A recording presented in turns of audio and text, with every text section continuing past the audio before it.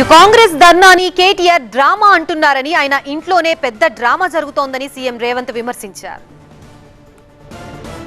Revanth Reddy Jantar మంతర్ల drama చేస్తున్నాడు. నేను అడగదలుచుకున్న మా బలహీన వర్గాల సోదరులు, అయ్యా మన దీక్ష వాళ్ళకు ఒక డ్రామాలాగా కనిపిస్తుంది. ఆయన పేరే డ్రామారావు. డ్రామా నీ ఇంట్లో ఉంది, నీ ఒంట్లో ఉంది, నీ రక్తంలో ఉంది, నీ పేరులో ఉంది. మీ మొత్తం కుటుంబమే డ్రామాలేసి బతికే కుటుంబం మీది. మాకు డ్రామాలు అవసరం లేదు, చిత్తశుద్ధి ఉంది.